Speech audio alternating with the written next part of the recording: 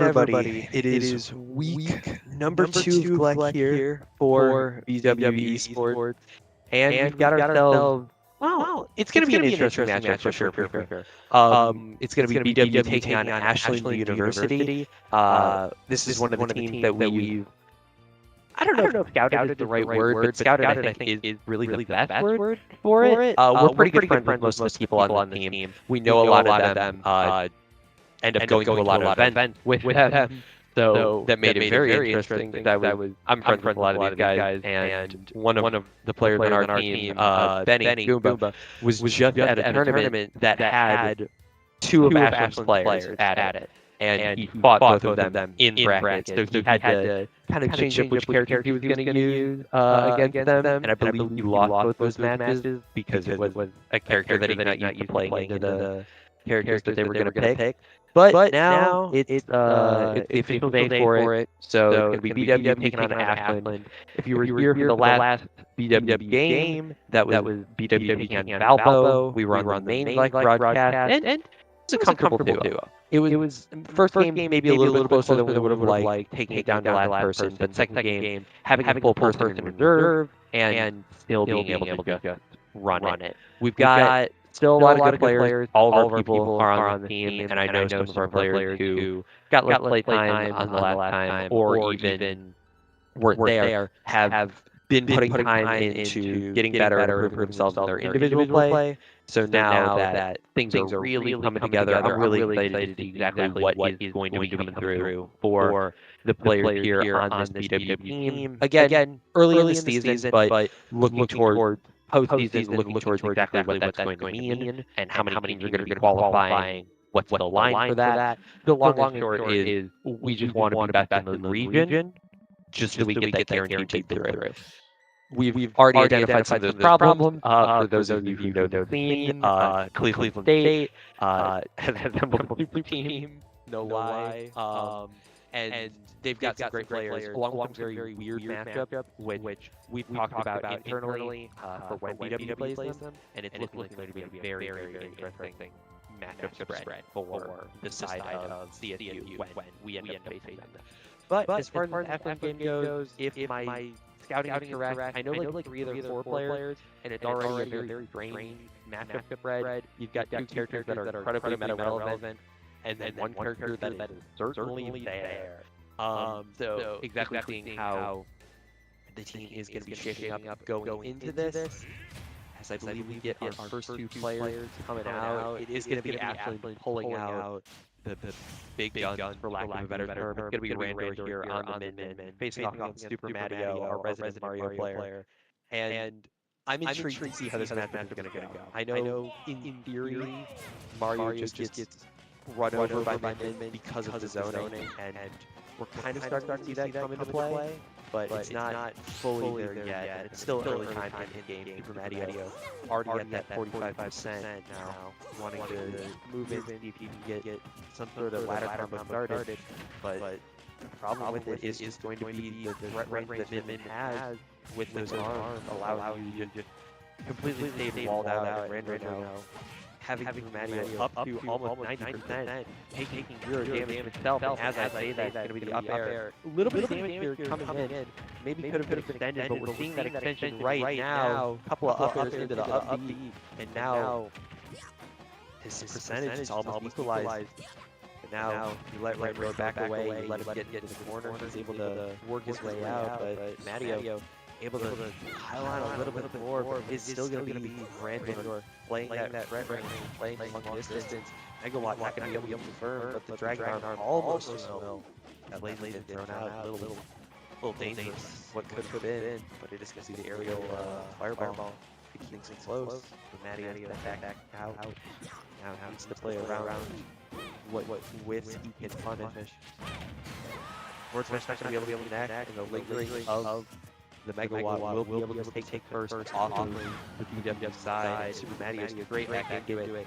Trying to test Randor in air. Will get hit by the lingering hitbox on that down. It could have been a very distinct situation. Well, now reset to neutral.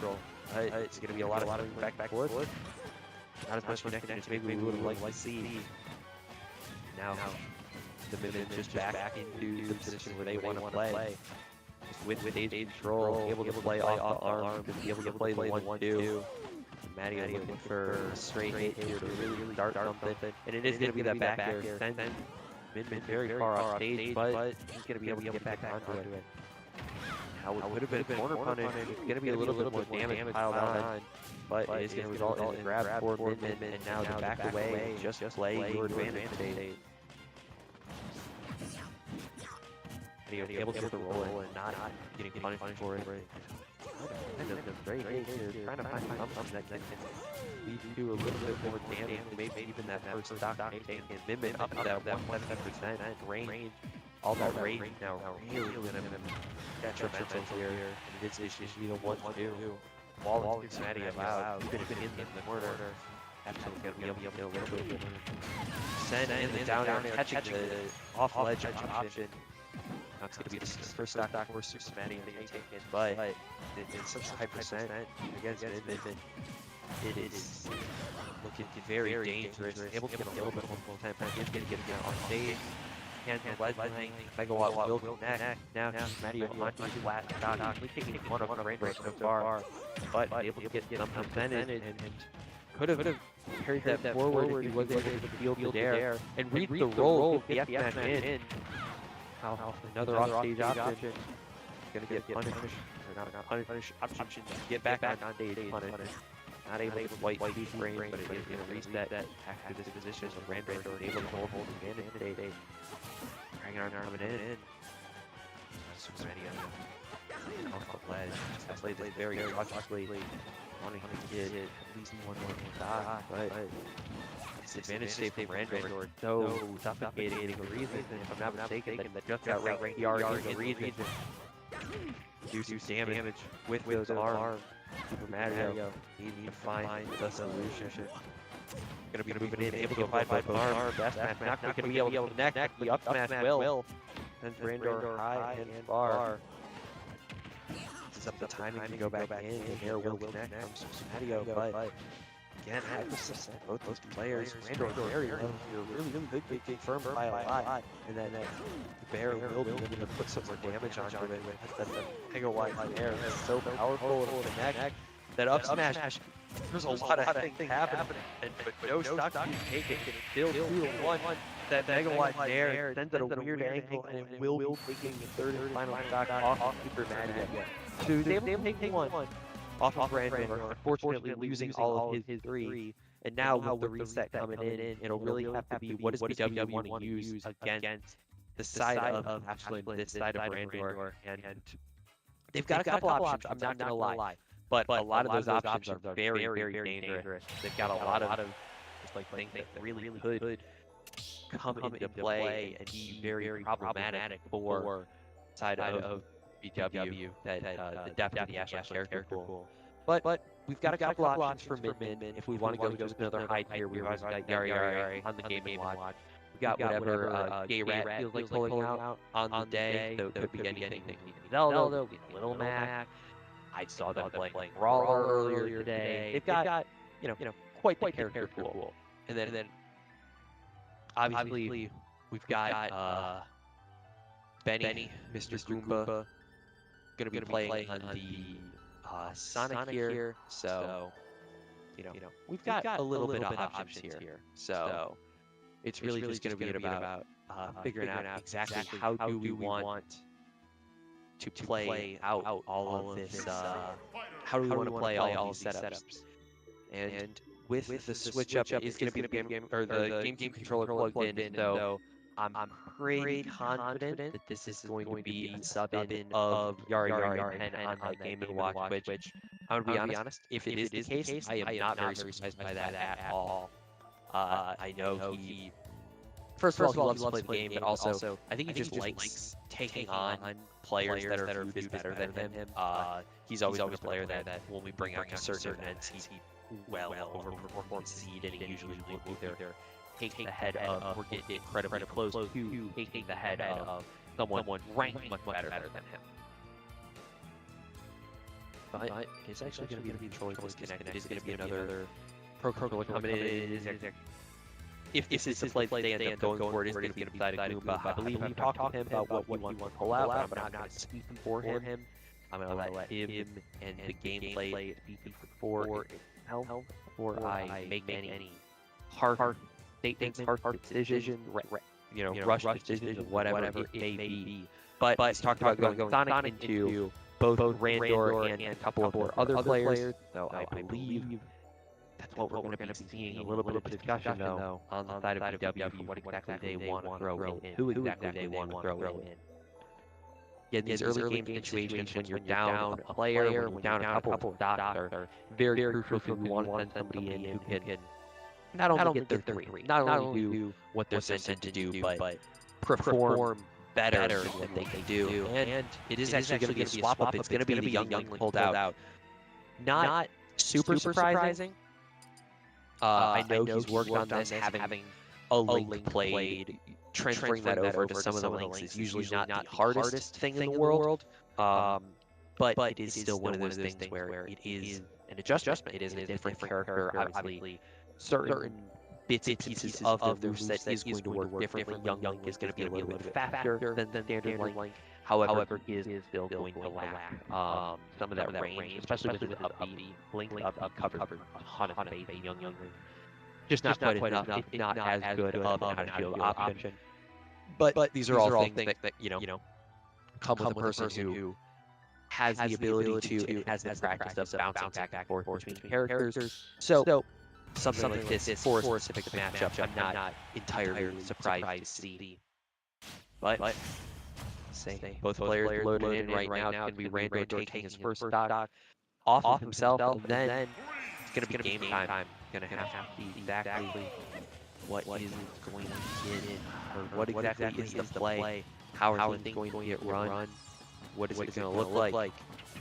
And with the start of the game, it is going to be Goomba already starting 17% here on the side of Randor. This is one of the things where not necessarily just Young Link, but the Link in general can really affect gameplay here, really cause some chaos to be happening.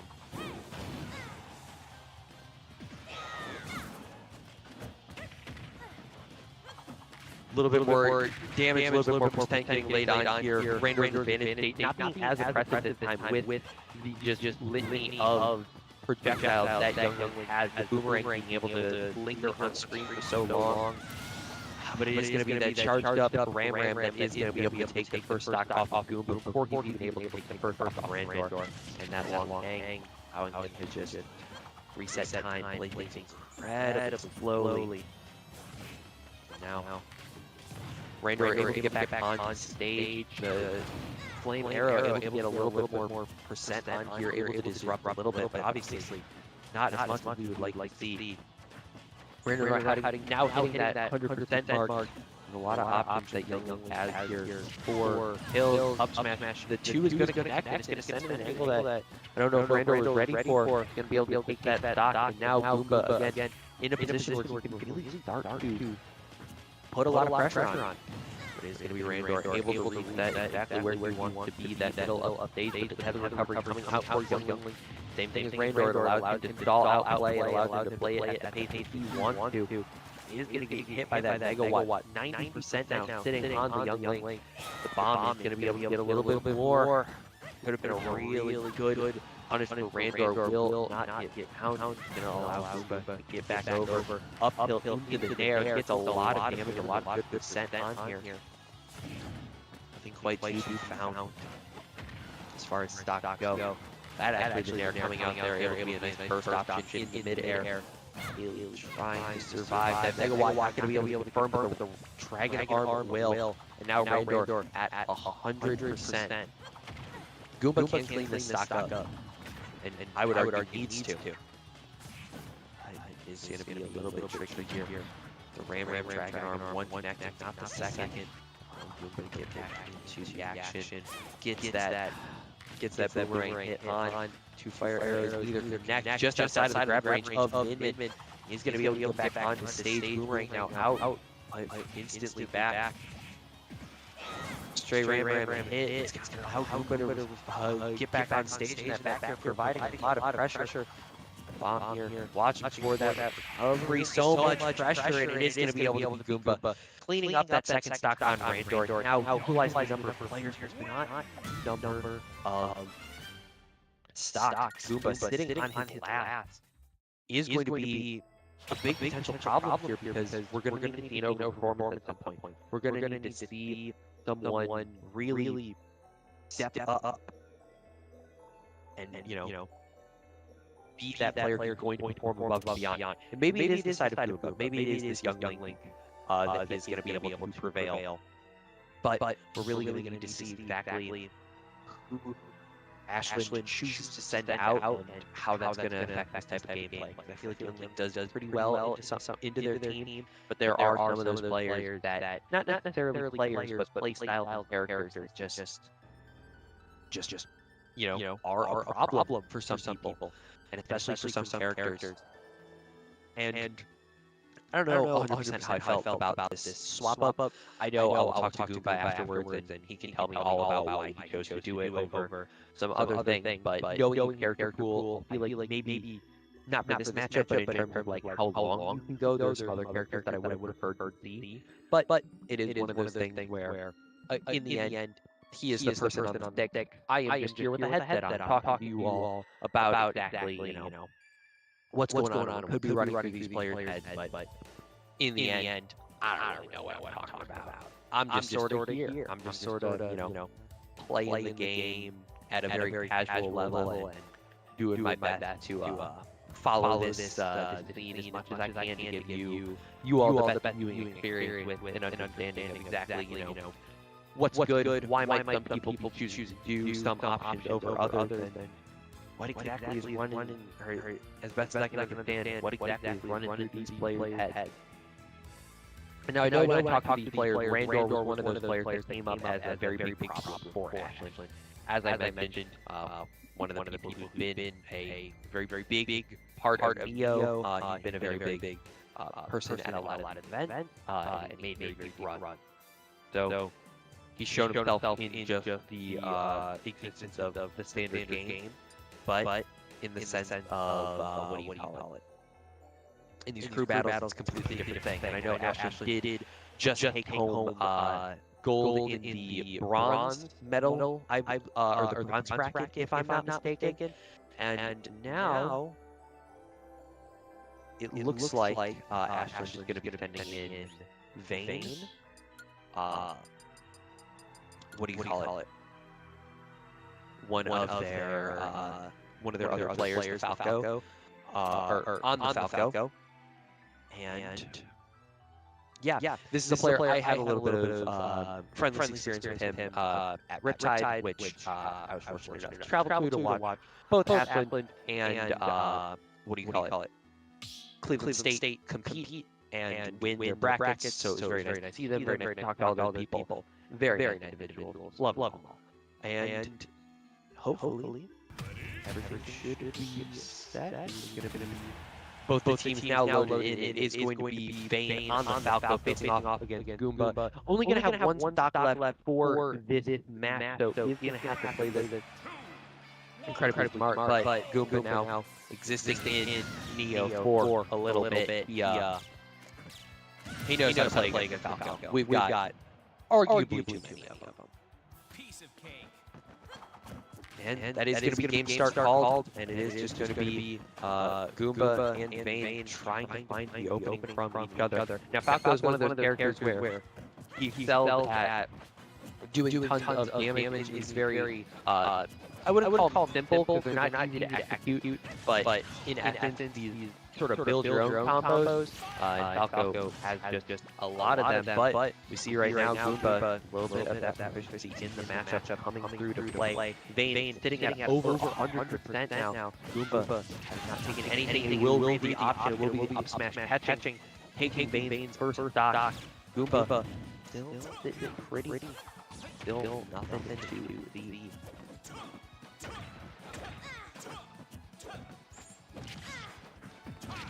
And now, as I say, Goomba going to get reversal off stage.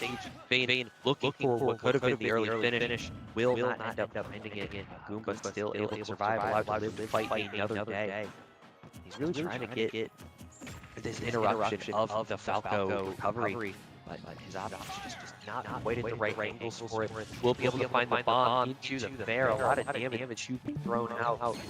Vayne now sitting over 70, but Boomba now just at 100%. It is going to be that up into the up air, and although it's not a great out-of-field option, definitely better than some. Now back to neutral play. Both these players really looking for their kill option, and it is going to be that up coming out of Vayne. Will take Goomba's second stock, or will take third, while Goomba was able to take one off.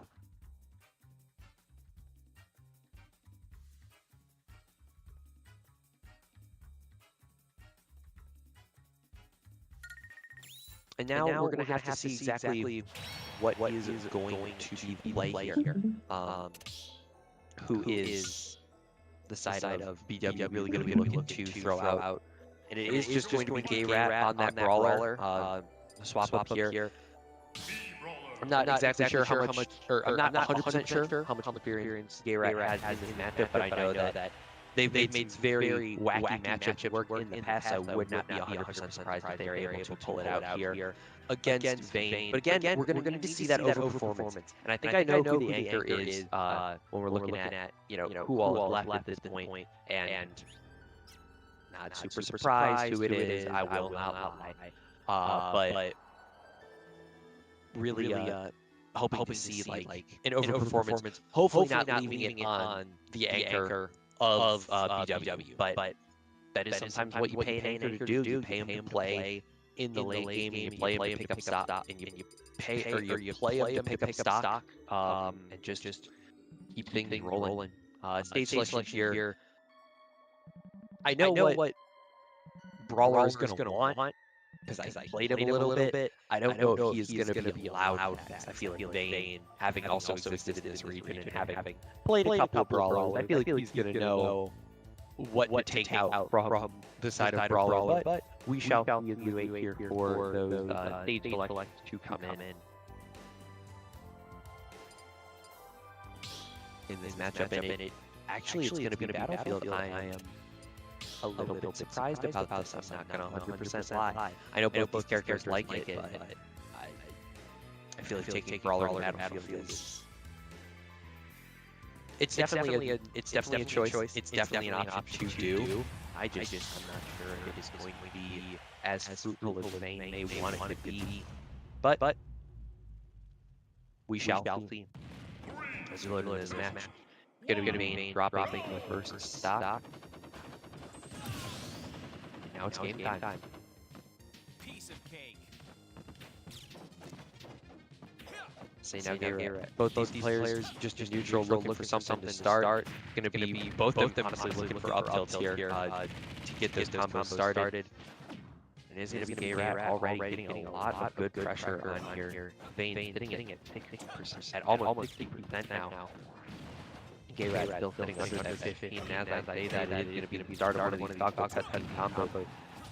A nice little 60% onto the side of Gayrat, but Vayne now at 775, trying to get something done with that paint jump. Nothing to be found, and the shot put's coming out will not connect, but the paint jump will. Vayne sitting at over 100%.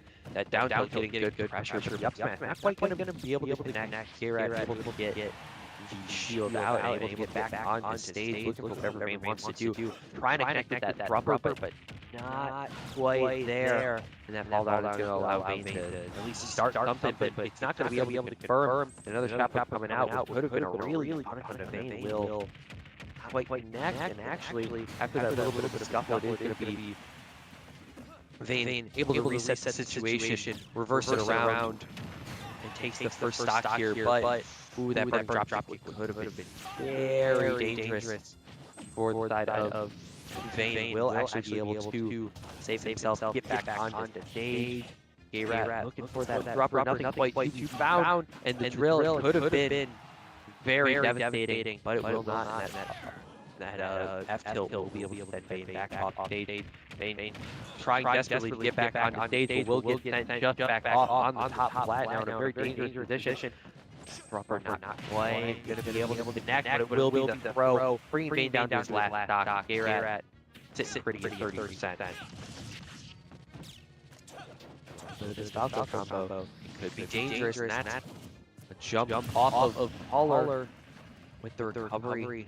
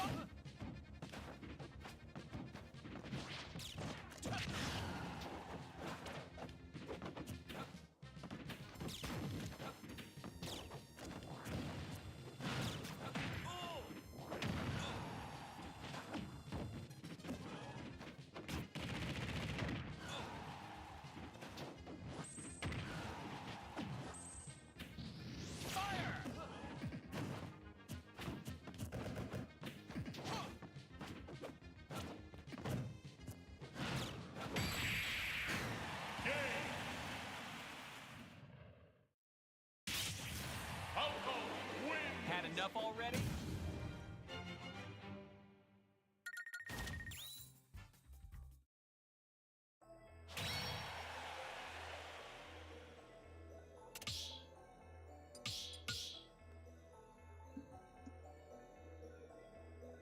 Choose your fighter.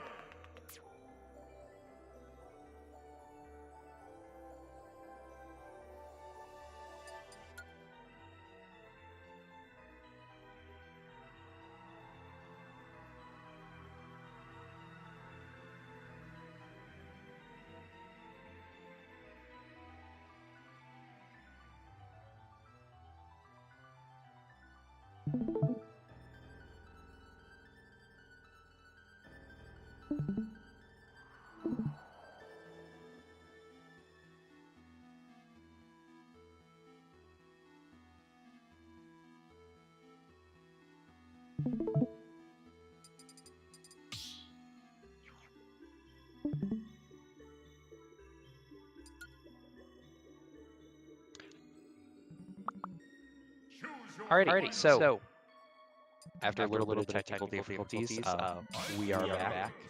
Oh. And it is going to come down to the anchor of BW. It is going to be Yar on this Game & Watch, who is going to have to make up a very large stock deficit. Taking 7 is no easy feat, but he is, he is, if anybody's going to do it, he is the player on BW I would put my money on the most.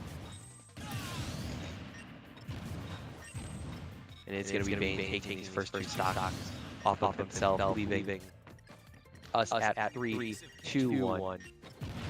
And now the game is going to start. It is going to be Yar already getting in a little bit of a Falco combo, 43% on himself, but Game & Watch already starting his advantage state, and I mean, it's Game & Watch. For anybody who, if you watch this game, you know, as soon as Game & Watch starts advantage, it is very difficult for someone to break out, especially with these up airs. It's going to force a lot of very lengthy recovery options for anyone looking to really break free and, you know, restart their own advantage state. But now we are back to a little bit of neutral.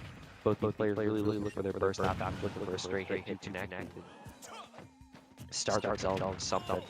And it's going to be Penn able to get a little bit of a strike, down smash now, getting a little bit more percent laid on Vayne. No, it's just quite yet. But both players now sitting upwards of 50%, still under that 100.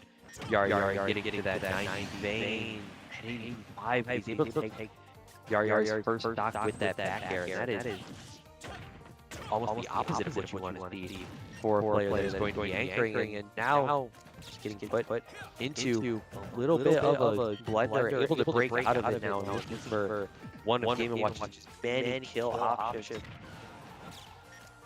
but Vayne will be the person to get it, and then that hair actually will be able to connect, take another stock. Yari down to his last. Well, Vayne still sitting pretty on his goal. Now it is just going to be a little bit more of this damage, a little bit more of this percent. Yari needing to find something, needing to find it fast, but getting put into a little bit of a cutscene combo by Falco, able to break out of it with an up B, able to try to go a little bit more, but straight hits here and there, able to wall him out, just enough. Now Vayne able to get that illusion on stage into the back air, going deep. Yari will be able to get back onto stage, will be able to eventually take this stock off of Vayne.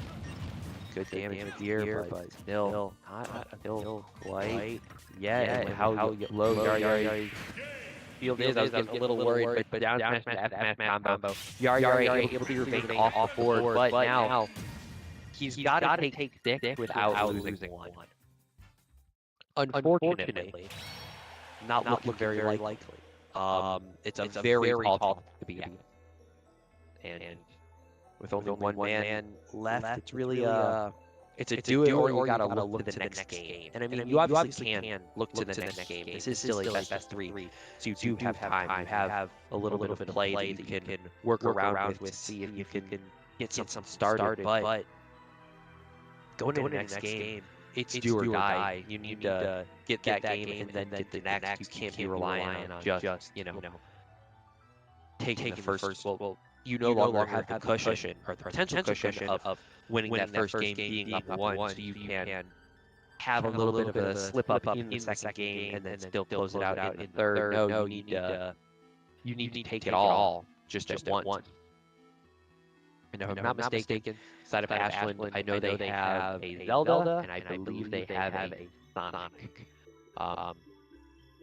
And Yari is, if it's those two, he's going to have to go through those two. If it's something else, or somebody else getting thrown up onto the plate, they're going to have to go through those. Doesn't really matter what character's coming at you. You're going to need to take them. You're going to need to win those games.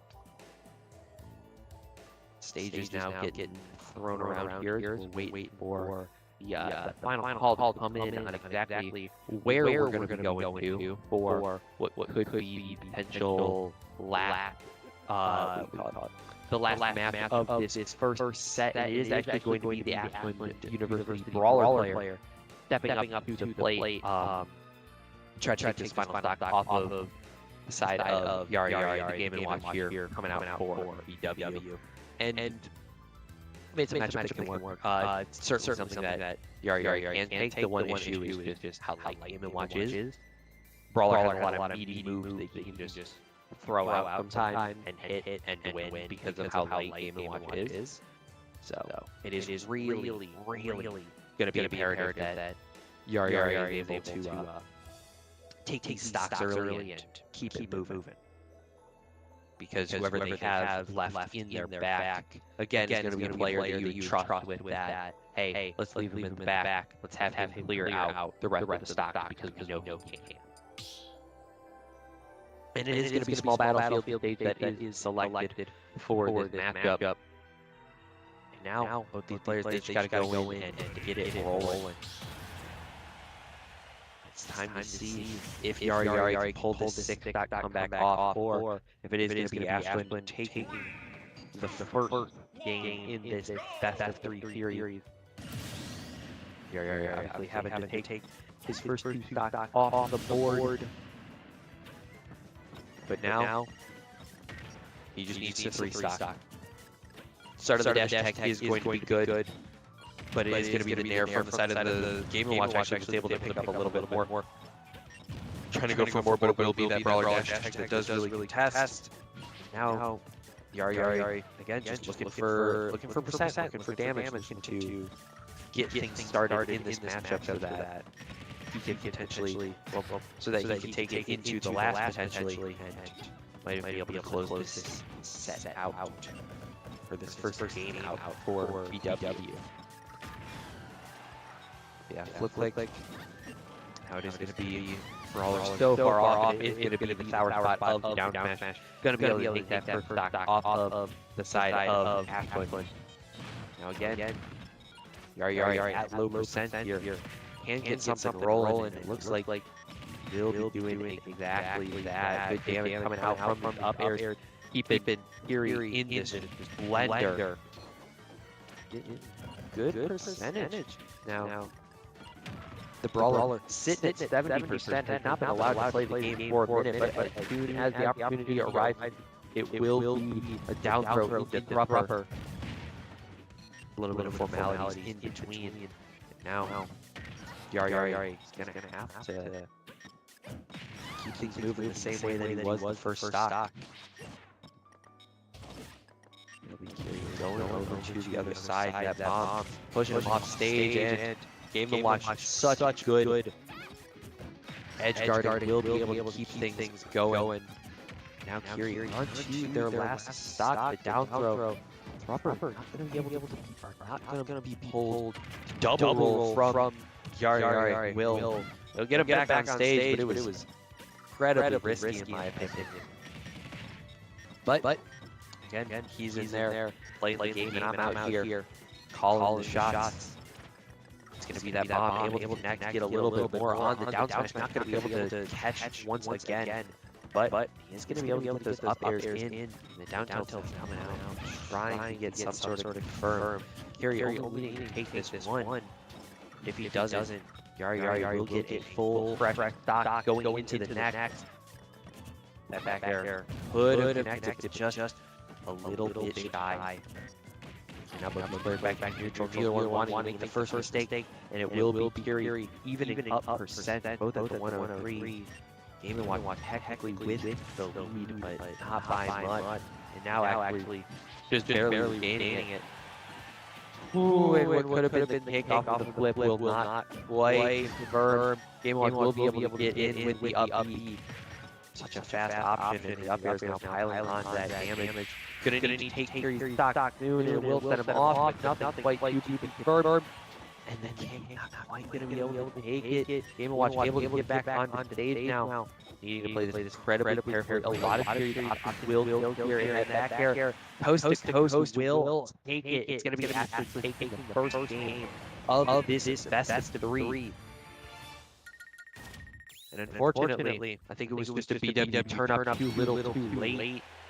So many of the players just either doing what they were sent for or underperforming. And yes, Yari putting up good numbers, but just again not quite enough that is necessary.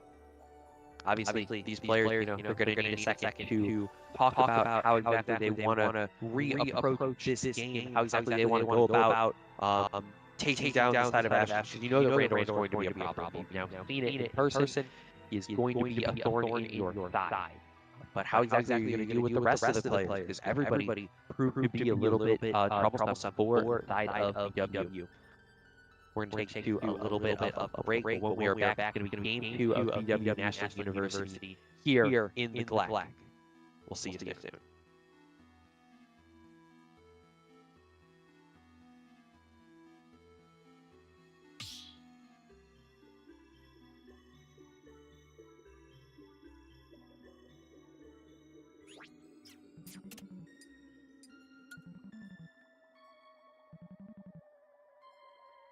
Choose your fighter.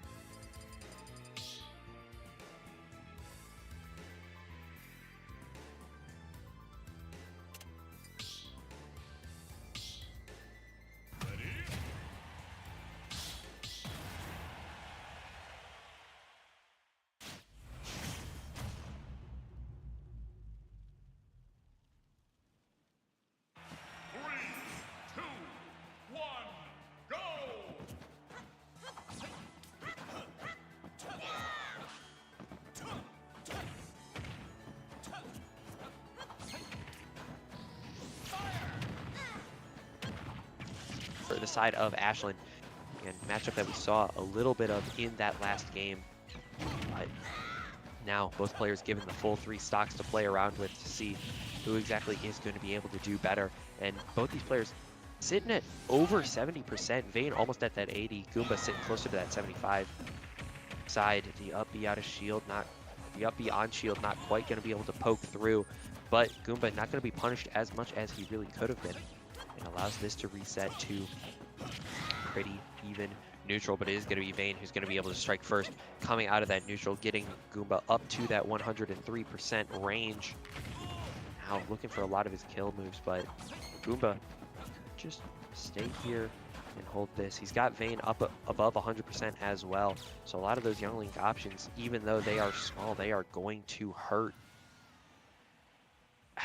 And it's going to be the trade, not quite enough to kill, at least for the side of BW, but for the side of Ashland, they are going to be able to take their first stock of this second set.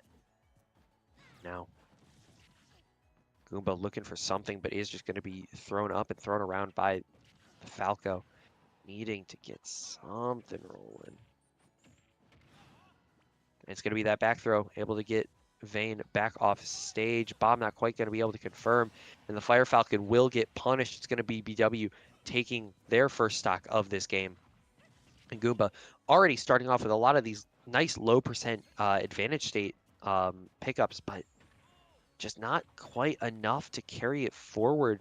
Again, Young Link reliant on a couple of kill setups, but if he's not getting those at the high percents, it's going to be very hard for him to find it just in raw, especially against a Falco who is so proficient and who is so just suffocating in all of his options. And that's going to be a coast-to-coast back air kill, putting Goomba onto his last stock and going straight back into it. 70% on Vayne. Really easily could take this stock if he's able to get a little bit of percent and a little bit of a setup going, but none of that to be found quite yet. A little bit of damage here onto Vayne. The tether grab is going to be able to connect. So will that boomerang. That bomb threatening a lot of options, but not quite in the right spot. And the drill from Falco into the bear, looking for something off stage. Will not quite find it, but is going to be able to provide a lot of that pressure. Up to 60% here for the side of Goomba. And that back air, Vayne just not quite reading how the DI was going to be. But he will be able to get another bit of a punish, and that up air is actually going to kill off the top. Vayne able to take 3 off of BW while only losing his first. And now we're going to need to see something come out from the rest of the team. Again, we're going to need an overperformance, and we're going to need it soon. So with this Falco still on the table, knowing that Randor is in the pocket, knowing that they have Kiri, knowing that they have, again, that Sonic and that Zelda sitting in the back corner, what exactly does BW want to throw in to provide a little bit more pressure onto the side of Ashland? As this discussion goes through, it's going to be all about who do they think can go far and who can really just take stocks and force pressure, because that's all they really need right now. As we look at this swap over, it is going to be Gayrat stepping in here on the Little Mac, trying to contest Vayne. Not as much in the skies, but on that ground where he's been able to find a lot of his combo starters.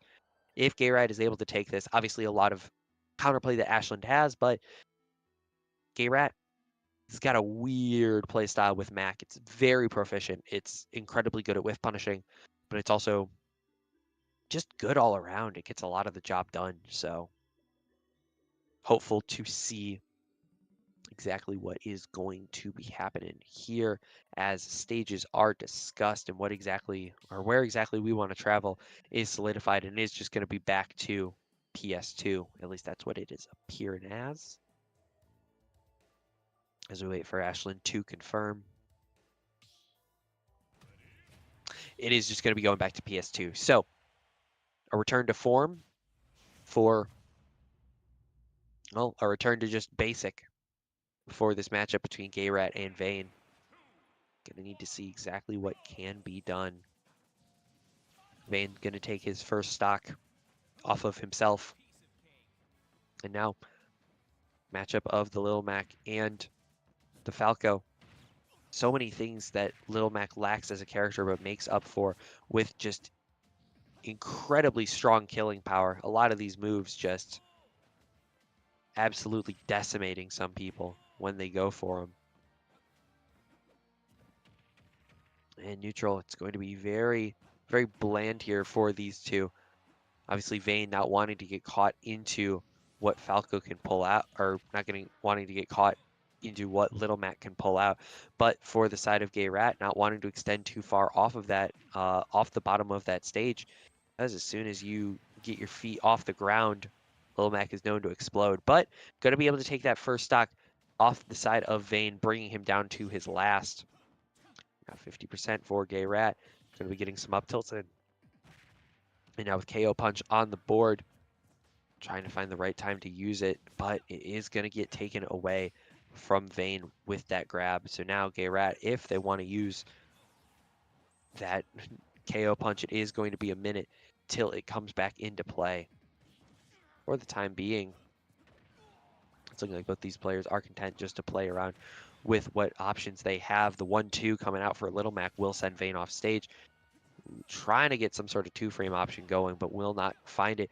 It will be that F smash coming in, and a lot of options getting thrown out here, but nothing quite connecting, nothing quite confirming. And Gay Rat on the fall down will be able to get Vayne off stage.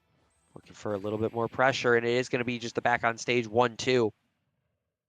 Gay Rat will clean out the 2 stocks from Vayne with very little struggle to be had. And now Ashland's got to talk about what they want to send out. I have an idea of what they want to send out, but I don't know if they want to burn him this early or if they want to wait and see what exactly is going to go on. As we wait for that call to come in, it's going to be all about, now that you've taken those 2, extending that lead. You have that full 3, so this next game is just going to be raw. And yeah, okay, they popped exactly who I was going to throw out. It is going to be the side of Randor coming in here for Ashland University. That Min Min that we saw at the beginning, who is able to just do so much damage, will continue on here for Ashland.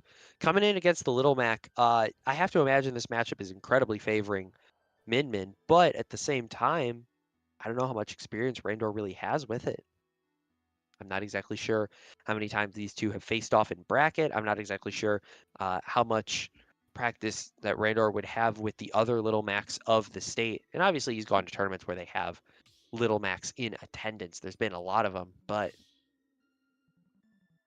seeing exactly what they want to do, where exactly they want to go, and how this matchup wants to get played is going to be crucial to the future of this match, and it is going to be taken to Smashville. Well, no, Gay Rat didn't choose it, so I'm not concerned.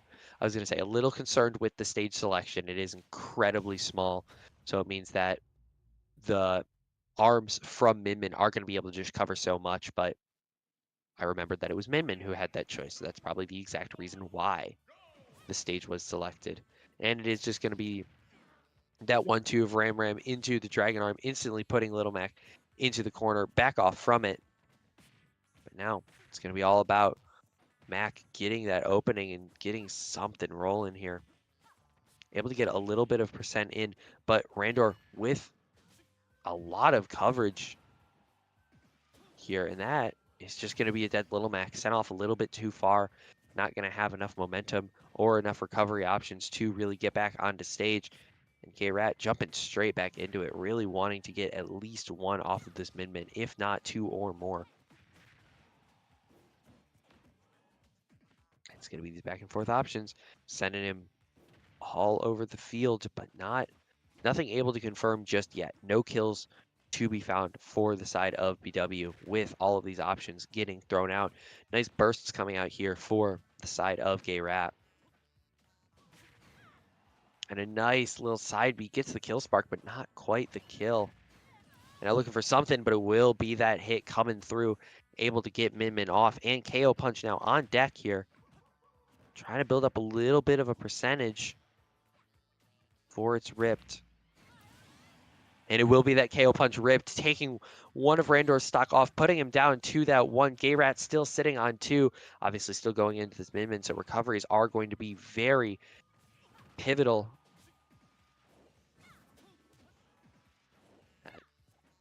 The movement from Gayrat, able to recover with this character, able to get back onto stage and really looking for those just big swing options. Will get them closer to stage, but with no jump, that's going to be the end of that stock. And now Gayrat and Randor equalized on last. Gayrat sent off stage, will avoid a little bit of the edge guards, but who is going to get put back off? Randor with a miss on the recovery will lead to Gayrat taking that final stock. BW now up. And that's unfortunate to say the least. That is a yikes coming out from Randor. I like the idea. I like what you were going for, but unfortunately, ripping that up be so high with the end lag that you were in and with no jump, just wasn't happening, man.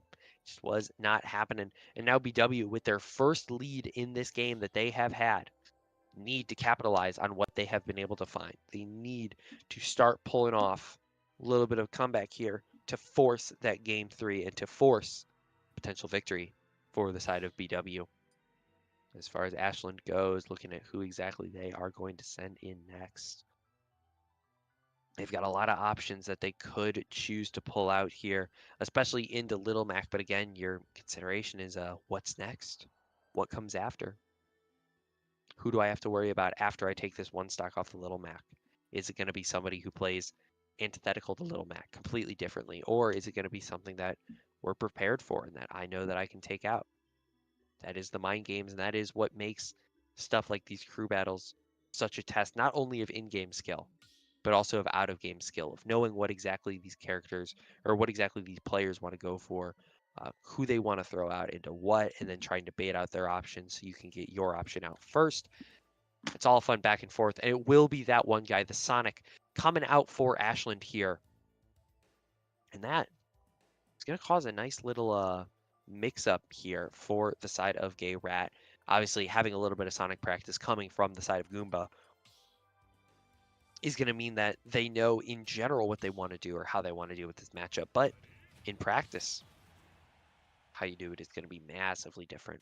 But we are going to load in here. Gayrat going to have to take the first 2 stocks off themselves, leaving them just at the 1. And then game is going to get called and things are going to start rolling.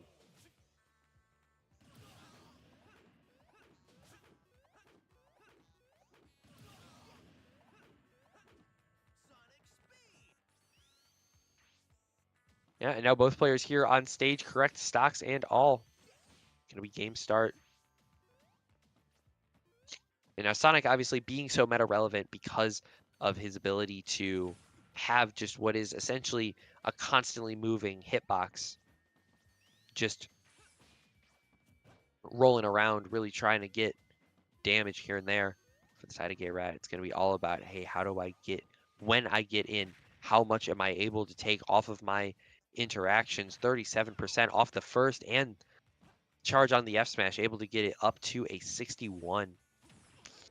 Trying for that counter, but nothing to be found. And a little bit of a hopping out here for that one guy will allow for Gayrat actually to get a little bit of a lead here, and not just a little bit, a lot, and be able to play off of it and extend it. Trying for something, but it will be the SD from that one guy. A nice idea on the play, but nothing to be found. And Gayrat now needing, will make it back onto that stage. Will start to get contested. Not able to find that next damage. Now KO punch on board will hit the fall down now, leaving that one guy on his last stock for the side of Gayrat. Still only one sitting in the pocket. But we'll be able to combo 245. Not able to get that confirmed, but we'll be able to find the next 61 up to 82. A little bit more to be found. The counter able to come through, gets a little bit of damage onto that one guy. And a lot that could be found here. Gayrat sitting at 80%. Does not want to give this stock up, just wants to keep his team a full player ahead instead of just an individual ahead, or instead of just a stock count ahead. And that one guy at such high percents. A lot of these options from the side of Mac will be able to confirm. It's going to be a matter of, are they ripped and when are they ripped?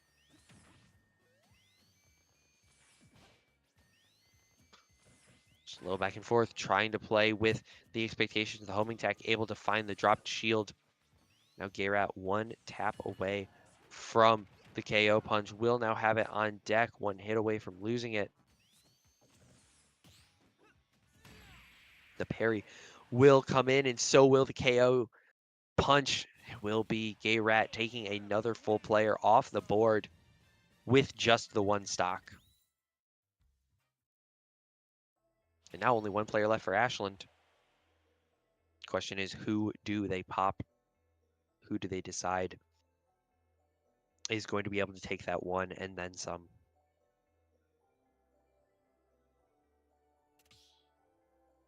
And that is exactly what we are looking to see and what we are waiting to hear come through. I've got a lot of options here, a lot of players, a relatively deep pocket of who all they could consider bringing out.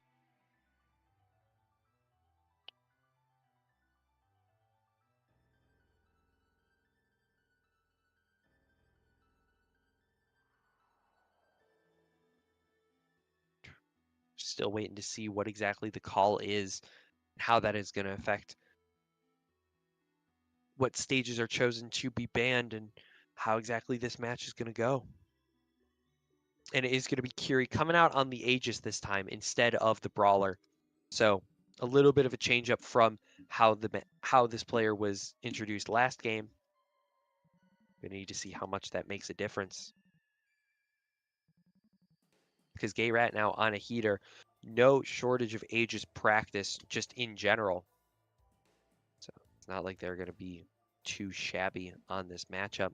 It's going to be about how exactly do we decide to pull it together. And then after Gayrat, who exactly gets thrown in? A lot of potential options to be ran here, but it's going to be all about how does it get chosen from the player. Stage is banned now, waiting for one to come through.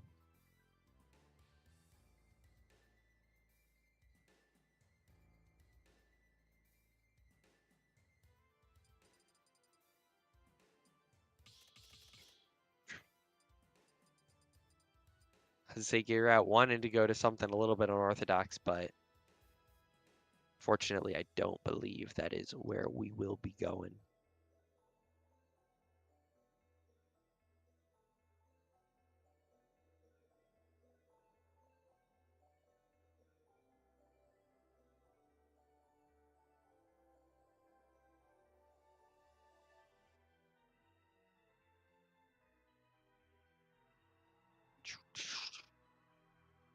Again, still waiting on that to come through, exactly what Curie wants to take off the board and what Gayrat wants to run, or what Gayrat wants to take off the board and what Curie wants to run coming into this next set.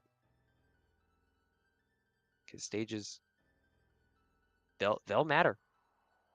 They play a lot of importance in a lot of these matchups, especially for these low tier characters, like the side of Gayrat with that little map, with what limitations the character has. There's a lot of space that can be played around with what exactly they want to do for their pressure and punish.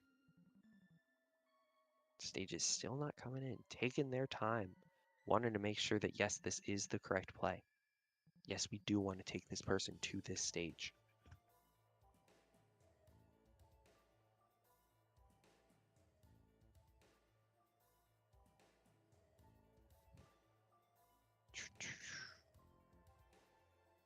We sit here waiting, trying to figure out what exactly they've got going through their head. Where are they thinking? What are they contemplating doing? And it is just going to be small battlefield. It's going to be taking the standard dual plats and bringing it in. And now Little Mac up against Aegis. Gayrat with the chance to take a 9 to extend a 6-stock streak of dominance.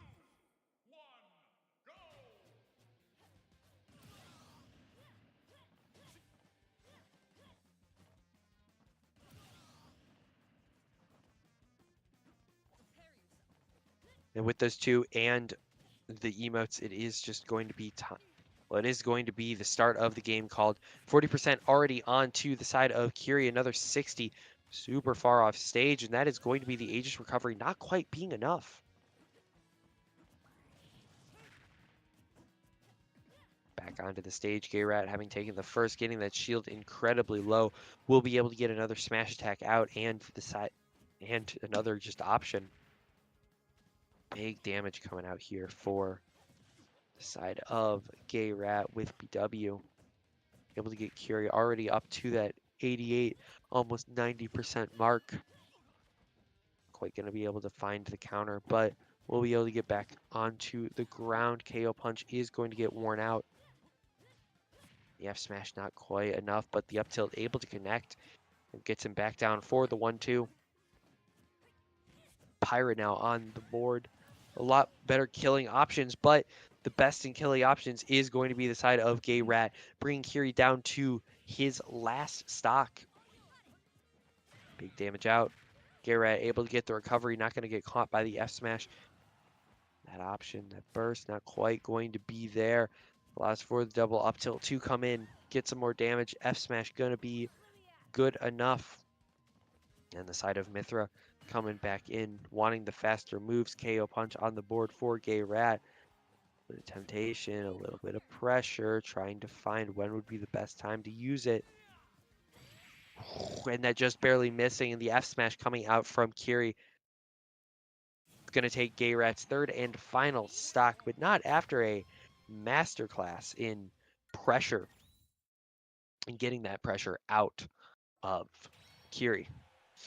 Now, only one stock needing to be taken.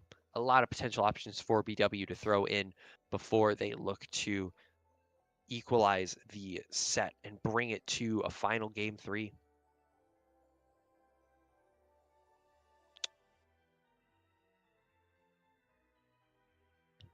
Now it's going to be all up to BW. Who do they want to throw in to clean this out? Is it going to be some of the players, give them a little bit of running experience, or is it just going to be the anchor, send them in, close out the last, run to the next? And it is going to be Super Matteo getting more of that playtime, getting sent in against Curie. Looking to take just one here with the Mario.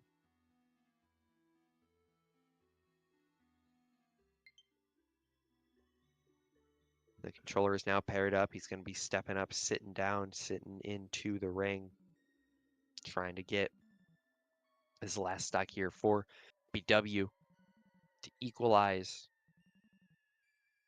that line, make sure that things are going to be even and that a game 3 will be required.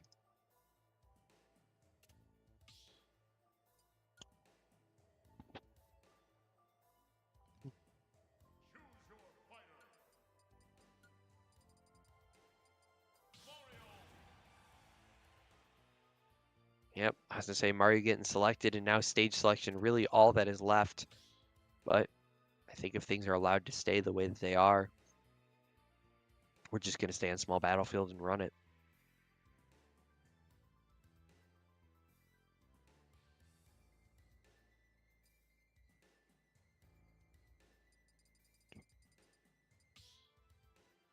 It's actually not going to be small battlefield. It's going to be alteration back to PS2, so very similar stages.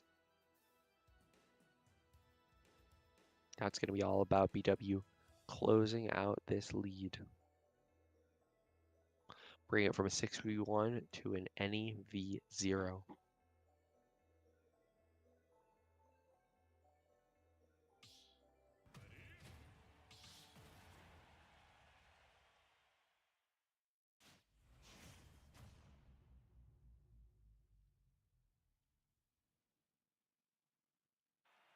Curie going to have to get rid of the first 2 stocks. And then it is go time.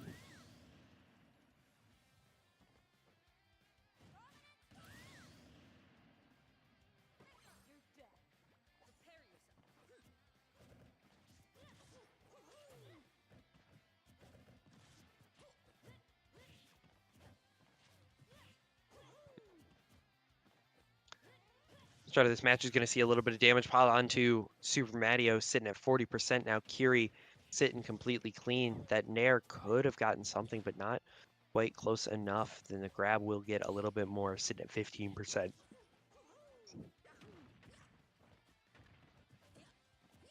Now Super Mario trying to get a little bit running, trying to get a little bit of a ladder combo started, but unfortunately will not. Kiri able to continue the pressure that they were having in the game one now, able to keep things up.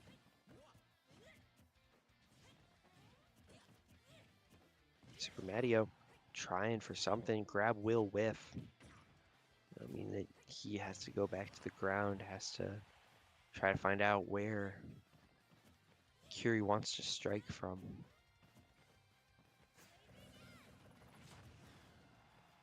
Getting thrown into the sword, not always the best time. Super Mario now low on shield, needs to play for it to get better if he wants to contest up. Will be able to send Kiri back off stage, but that Nair coming out from Mithra or Pyra gonna be enough to confirm. And now Kiri sitting at over 100%. Mario just on his second, not his third. There is still easily time to do this. Not only time, but stocks.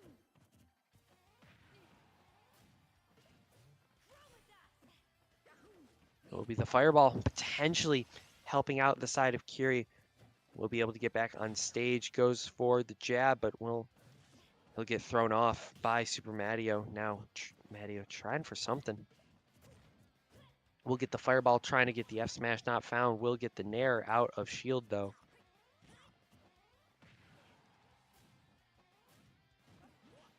A little bit more damage, a little bit more pressure. Trying to get it rolling. Super Mario sending him back and forth, coast to coast, but no true punish to be found. Jab 1, 2, 3. We'll find something. It is going to be Kiri dropping. It is going to be Super Mario securing game number 2 here for BW. And now, with it equalized, BW is looking at a game 3 situation up against the side of Ashland University, and how all of that is going to go will come up after this short break.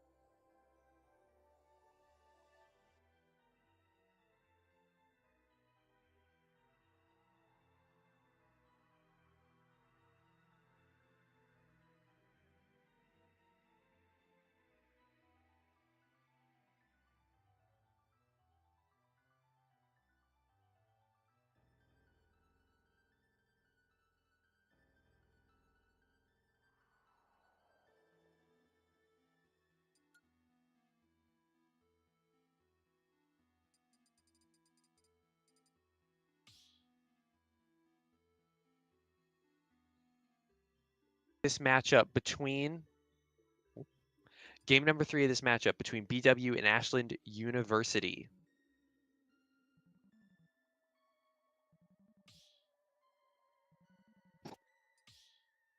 Force it to a decider. It's going to be another unique opener here.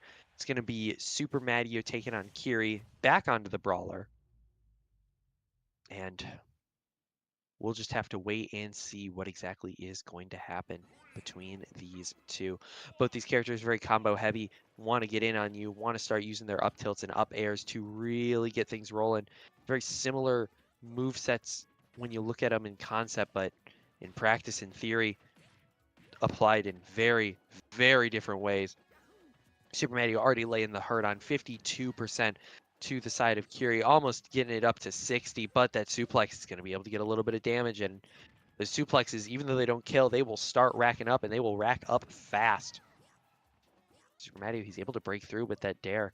Not quite able to get more started because of the back air coming out from the side of Kiri, but a lot of damage to be found, and what could have been a catch on that dare will reset us to neutral, allow both these players to play around their movement, their abilities, and what exactly they want to use. And it's going to be Kiri put into an unfortunate situation, will allow for the first stock to be taken. Super Mario now just needing to reset, needing to play calm, but he will be kept off stage. Recovery is good. Not rolling into the flip kick is even better. Oh, but that flashing Mach Punch able to catch a lot of those get up options and will reset both these players to neutral. Now back at it, Super Mario able to get a little bit more, 60% now on the board, trying to get more. That fireball coming out in neutral, really good for breaking up things, forcing players to respect it because of how much end lag it'll put you in. But that suplex now taking Super Mario up beyond 85, and the thrupper, it's just not going to be quite high enough. And allows Super Mario to get back onto the stage to start applying a lot of pressure. Dash attack going to be able to get a little bit. And the jab, 1, 2, 3. Fireball not able to connect, but the back air will. Now trying to get it. Will get the up air. Looking for a confirm. Whatever it may be. But now sitting at that 110. Not having a jump. It's going to cost him. And now Super Mario onto his last stock. Up against Kiri. Obviously, Kiri sitting at almost 150. That rage is going to be strong, but that up smash is stronger. Equalizes the stocks. Brings it down to a last stock situation for both of these starters. Super Mario doing his best to take it. Will swap up, not get hit by the F smash, and we'll be able to get a little bit more damage in onto Kiri. Nair's not quite connecting in that rapid jab. Going to provide pressure, but nothing to be found. Super Mario with these up air strings, getting actually a little bit more, trying for the fair. It won't quite connect, and it'll allow Kiri to potentially get something started. Drift through F smash, it's not going to go the right way. Now it's going to allow both these players to get up. Super Mario not quite able to confirm off of his own throw. That fireball will actually allow him to get back onto stage. The dash attack, it'll send Kiri back off. Looking for something here. Grab not quite going to be able to connect. Will jump through the flashing Mach Punch. Ooh, could be close, but the turnaround F smash will be enough. Super Mario takes the first game. 3 stocks taken with only 2 lost. Going into the next, we'll have to see who Ashland wants to rip. Do they want to just send in Randor? Do they want to just not play around anymore and just try to get this over with? Or do they want to send in somebody different? It's all game of mind tricks at this point. You've got your pool of players. You've got your pool of characters. Who exactly do you think will be the best choice for this match? It's what's really going to be necessary. Ashland now looking towards that swap, looking towards what they can bring in to this matchup. Who exactly will it be? What will they be playing? And how will that affect the further proceedings of this match?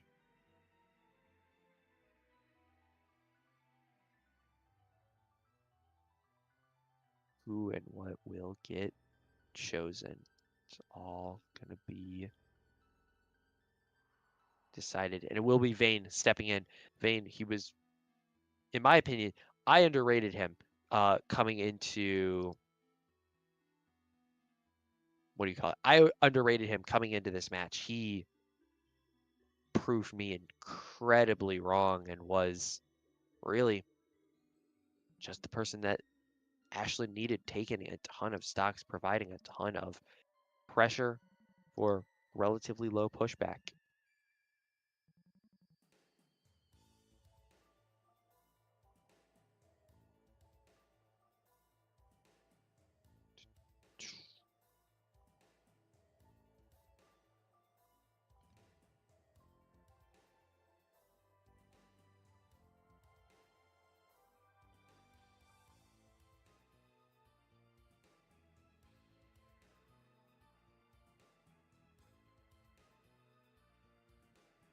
And it's going to be that stage selection that we are still waiting on here before things are going to be together.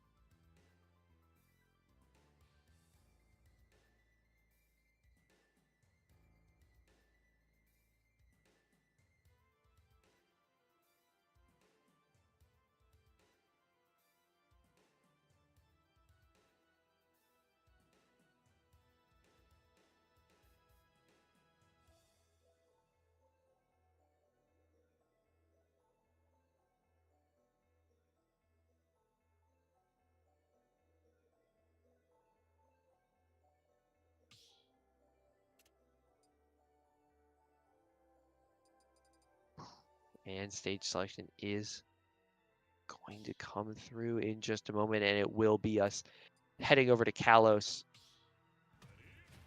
Now it's all going to be about how can Super Mario, with only one stock, what can he do? He's done his 3, hoping to get just a little bit more.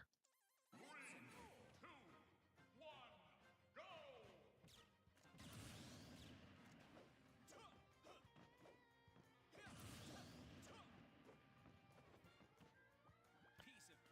And now with those stocks taken, it's going to be Vayne and Super Mario seeing exactly what's going to happen. That fireball not going to break Vayne out of the fair.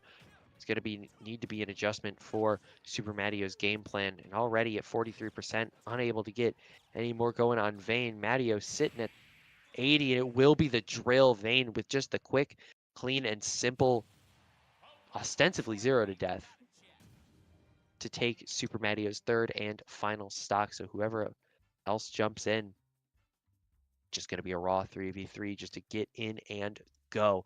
So how exactly they want to go about that is going to be up for BW to figure out how do they want things to roll.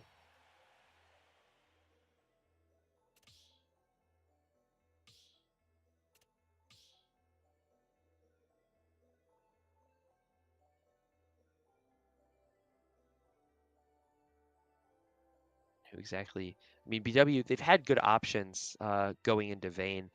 I'm still not entirely sure what exactly is going to be the play here, because you've had some players perform all right against Vayne, but the issue is just that some of the top performers haven't played him with the character that they've done best, specifically Gay Rat, performing well into Vayne, but performing not great into Vayne, but that was while playing the Brawler. That wasn't while playing the, what do you call it, Little Mac, that has shown such proficiency.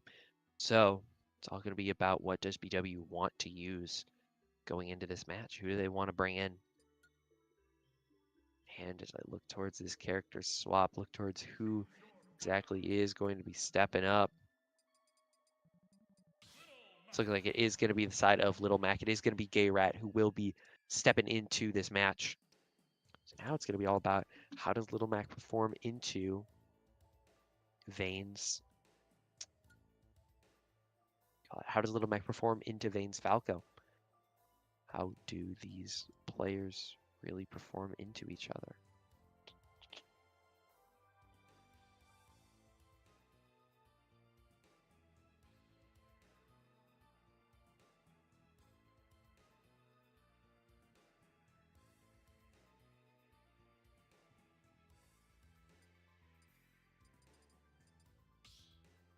Stage selection will come in. It will be the side of PS2.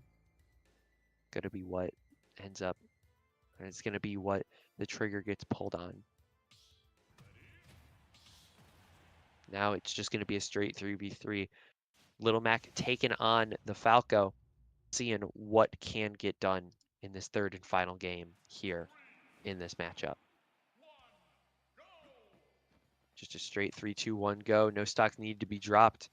It'll just be both these players trying to figure out who is going to make the first move, and it will be Gay Rat getting a strong 35% on early, trying to catch Vayne on a high recovery. Vayne will not rip it. Now back to this slow play neutral. Who is going to make the first mistake? Vayne with the laser tries to catch, will not find. The illusion will be a little bit short too, and that'll allow Gay Rat to get the Falco up to 70, but Falco already starting his nonsense. Gets 50% onto the side of Gay Rat, is still going to be able to recover, but Vayne back at it.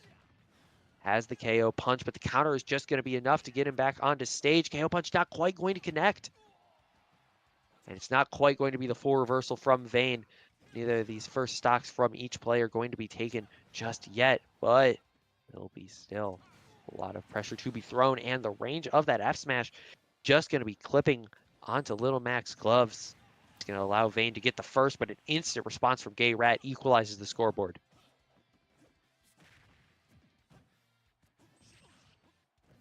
And what could have been a shield break from Gay Rat, not quite.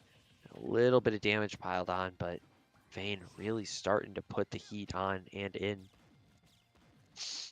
Gay Rat now taking a little bit of percent. Could get that KO punch online very soon. Then this game could be very different, especially if Vayne is existing above that 0% range, because although KO it's strong, it needs a little bit of juice at the beginning in order to get going. And that KO punch now on the board. Vayne either needs to deal with it fast, and that down tilt just going to be able to poke through, going to be able to hit while Little Mac is invulnerable. Allow Vayne to get back onto stage even after getting sent very far off. It's going to be Gay Rat trying to do something, but the low coverage from Vayne is going to put the Little Mac onto his last stock, 81% onto the side of Vayne, but ooh, a lot. Well, what could have been the start of damage, could have been the start of something big, will not be brought through.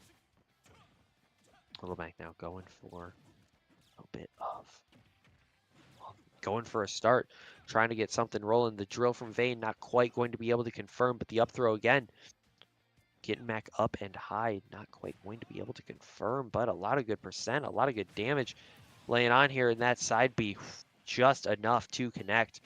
And now both these players on their last stock. It's going to be Gay Rat still having the KO punch in the back pocket, but that fair just lasting out just beyond. The counter going to confirm. Vayne able to take 3 from the side of BW, only holding that 1 stock lead going into the next game for whoever BW wishes to send forward. Now again, time is running low. You've got the ability for 2 players existing in your back pocket, waiting to get brought in to the match. But who exactly is going to fill those slots? Still yet to be seen. It is still a little bit of a mystery.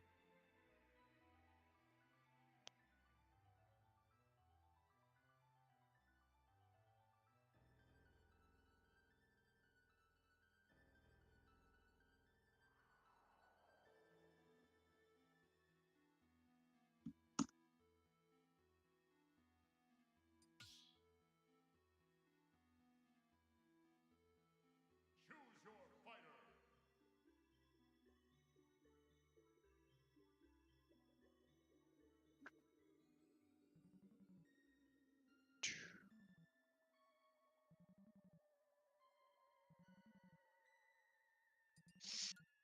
It's looking like it is going to be the side of Goomba on that young Link getting brought back into the ring one more time. Looking to take the 1 stock off of Vayne and then do a little bit more going into the next.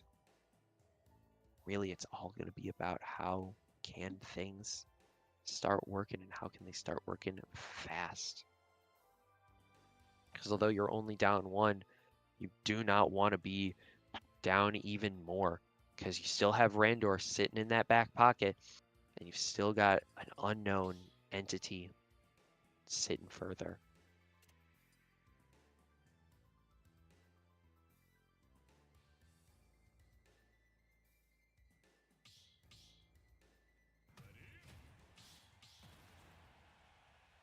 And as we're loading in, again, it's going to be Vayne having to take his first two, sitting down on just the one.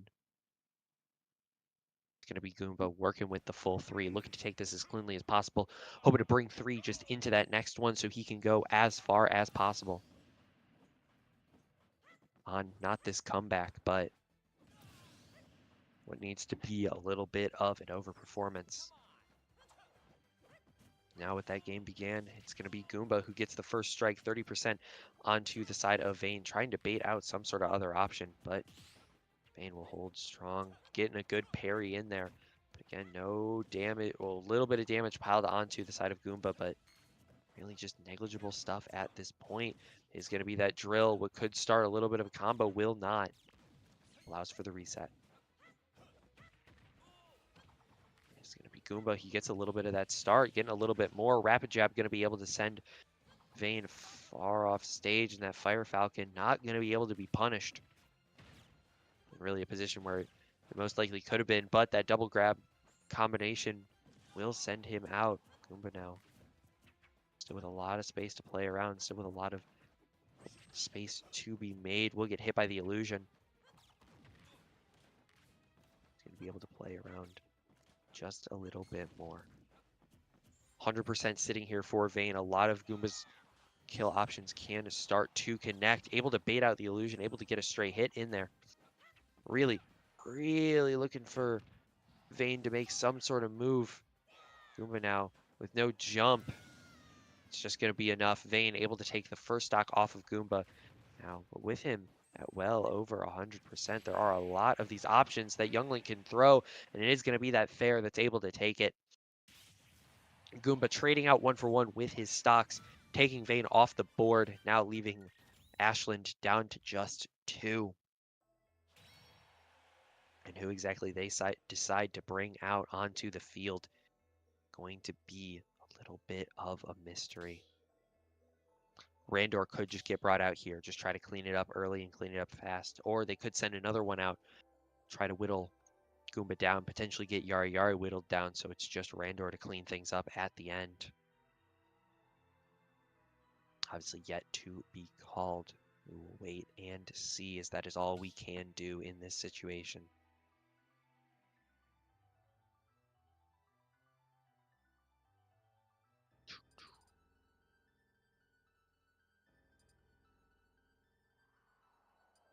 So saying that stage selection for the side of Goomba going to be very pivotal, trying to make sure that he can move, and it is going to be Randor pulled out here.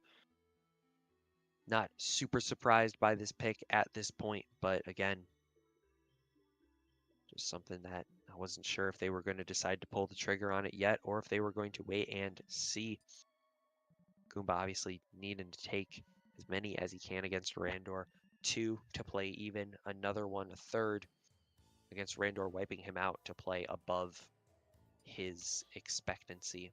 And it is going to be the side of Small Battlefield, giving him a little bit more space to roll around. Play. Going to load in here. Goomba's going to have to take his first stock off the board, and then it's going to be go time.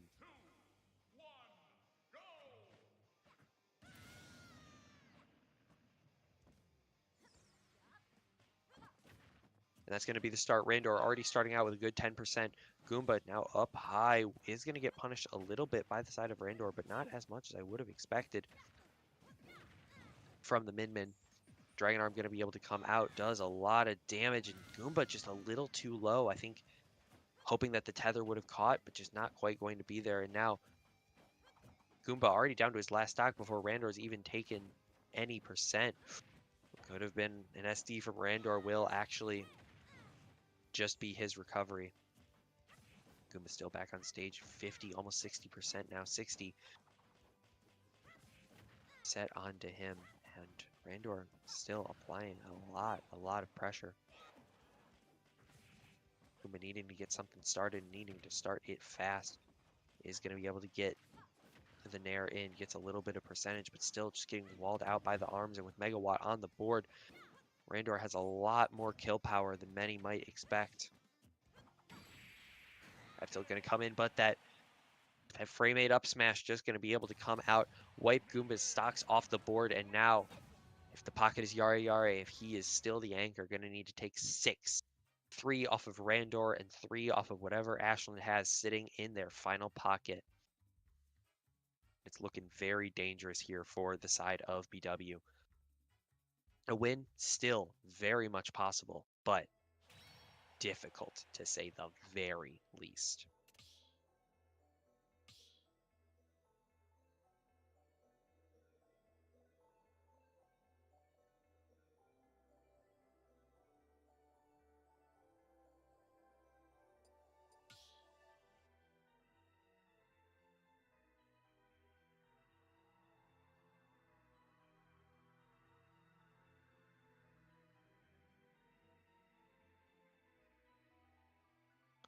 Yeah, and it is going to be the side of it is going to be Yari Yari coming in. Did not know what I was going for there. It is going to be Yari Yari coming in here for the final spot of BW, the anchor, the Game & Watch, the man who he can do it. It's a matter of if he will. Staring down the barrel of Randor, potentially the the final boss on this Ashland squad, being able to put up great numbers. A bit of an unfortunate circumstance in game 2 gave BW all the leeway that they needed to win out that game. Game number 3, he's shown up and he's shown that he is not playing around.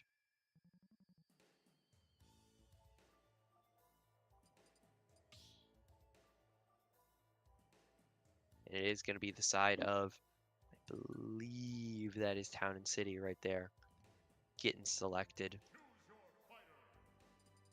Yeah, I'm going to have to get changed. Game & Watch to be selected. And now, it's all about bringing it. 3 stocks for Yari Yari, 6 for Ashland. Gonna need to bring them down.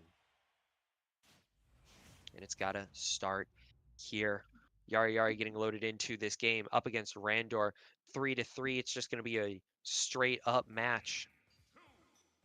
And actually, this map of Smashville, not Town and City. A misread on my part here. It is gonna start. Randor already getting a little bit of percentage onto Yari Yari, but not enough to really get something started. And for these players both, until Yari Yari had this string started, which is being extended incredibly well, none of these players really had any big combos started, but here Yari Yari is starting to get something rolling. Not going to get 2-framed by the Dragon Arm, able to recover perfectly fine. The dash attack just going to be a little bit short. Now, looking for something. Randor ripping the Megawatt, trying to get a little bit of pressure, but it'll be just shy. Now Yari Yari, a little bit more percentage with that back air. He's going to be able to take the first stock off of Randor, but needs to continue what he can do on this first stock. Needs to not give Randor any more space. What's going on right now is exactly that. Yari Yari at that 117 mark. There are a lot of things from this Min-Min that will kill. Dragon Arm not going to be one of them just quite yet. But at this point, you can almost guarantee that a hit from either one of these arms at charge is going to be devastating, and it will be. Yari Yari losing his first stock. Needing to take 2 more off of Randor before he can continue on to the final player of Ashland.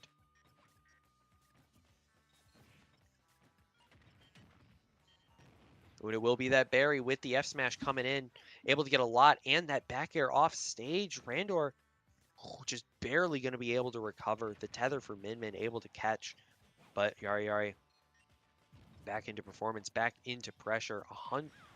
Just shy of 100% on to the side of Randor, where he's still sitting now at 40 after Randor is able to get that little bit of a combination. And that Megawatt going to catch the neutral get up. Yari Yari now onto his last stock, and Randor knows exactly what he's done. just needs to play the time. He needs to play this patiently. He doesn't need to give up any more pressure. Yari, he's able to get something rolling. Able to get that nair, able to get the bomb to come out, and now it's last stock either way. Yari already sitting at 60%, not caught by that Dragon Arm, but will get caught by the Ram, which gets swapped over to the Megawatt, but pressure already starting for the Game & Watch. These up air strings, we know how deadly they are. We know how deadly they can be.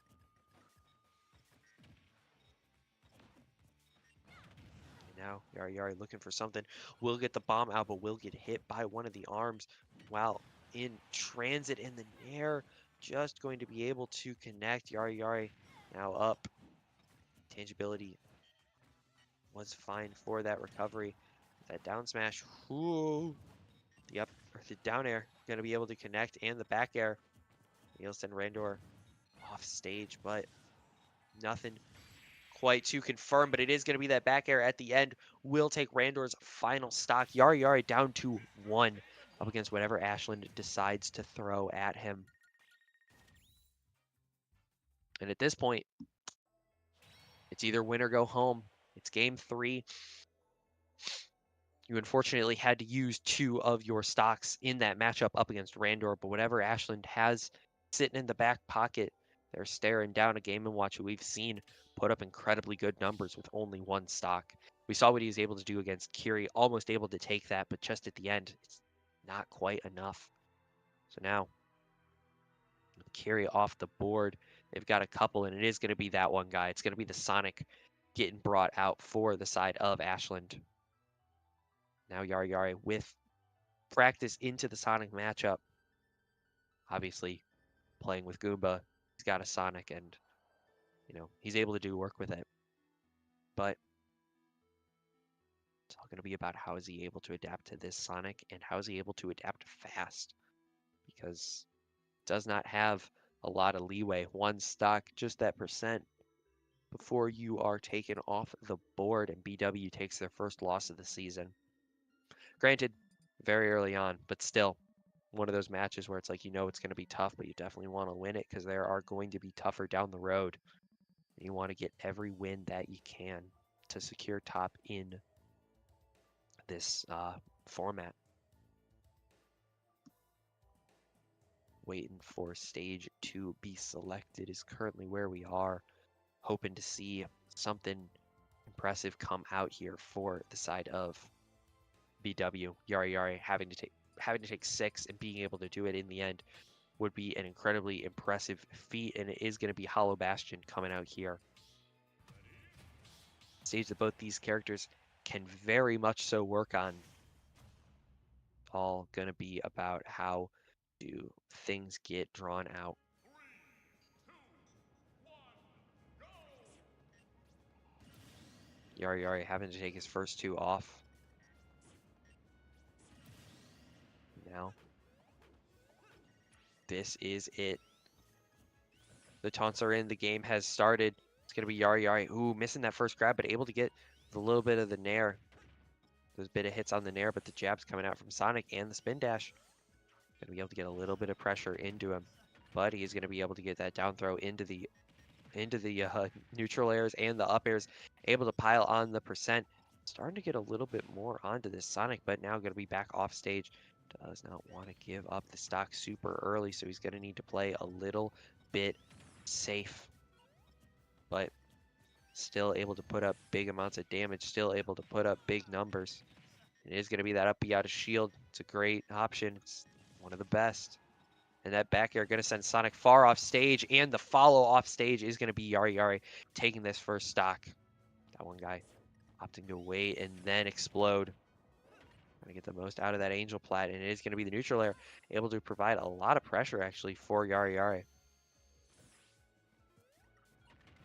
Oh, and that shield getting super low. He's going to have to find alternative ways to play around the spin dash. That one guy is just starting to wait it out, waiting for it to get super low, and then trying to pressure through it. Yari keeps his cool, keeps things moving. Nair into the up airs. A good combination, forcing Sonic to go so far off stage. But again, that up out of shield into the up airs.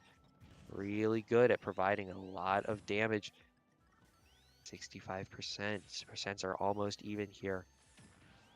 But still, stocks very much not so, and that is the problem in this matchup. And no, Yari looking to get something. Nothing quite to be found. Looking for that charge shot, not quite going to be ripped, but the nair right there could have been very problematic, but it will actually just give Yari a little bit more time. And that one guy knows exactly what, not necessarily his win condition, but one of the ways that he can win this match is it's just play that time. You don't need to engage. You're already up a stock and you're up in percent.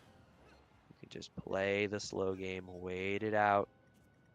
But going for some fancy work with that fair, not quite going to be able to connect. And both these spin charges on Yari. He's really looking for those options, and it will be the sour spot of that dare. And the miss on the recovery will give Yari a chance. 124% is the issue, though. Such high percentage. Going to need to do something massive here if he wishes to win. Sonic with that down smash. Yari deep off stage. Spring not quite going to be able to stop it. And the nairs going to be getting a lot of pressure. The F tilt not quite going to connect. The metal chair just going to be a little bit too short. That one guy taking his time, knows exactly what he needs to do to win this match, and it's just play it slow. You don't need to give Yari a lot of fights. You don't need to give him a lot of interactions. You just need to play for that time, especially with how many of your options will kill. The jabs providing a lot of pressure. That spring could have been very detrimental. Will not end up resulting in the stock taken in the F smash. Gets ripped trying to catch that one guy. Will not quite do it. Such high percentage. You gotta look and see what exactly can Yari do, and it will be that down smash. It sends to the corner, but the DI is not enough. It's gonna be Ashland taking the game over BW 2-1 in the set. And for Yari, he brought it so close, almost bringing a 6-stock run back, but losing those two against Randor, although unfortunate, although expected, just ended up being the kryptonite at the end. And for the broadcast, that's all that we have for you. Thank you all so much for tuning in. BW now having a 1-1 record in GLEC. Able to bring it close, but just not close enough. But they will be back next week. They'll be here, same time, same place. Exactly what you would expect. Next week, they'll be taking on Tiffin. And if you want more Smash action, although it's not Cruise, tomorrow, starting at right around 5 p.m., we're going to have Stinger Smackdown number 5 playing out here in Berea. We got some great players coming down from all over the place, bringing their talents here to BW, seeing who can claim the prize and who can claim the glory in bracket. But for broadcast, that's all we have for you. My name's been Error. It's been a pleasure bringing this game to you. Thank you all for tuning in, and we'll see you next time.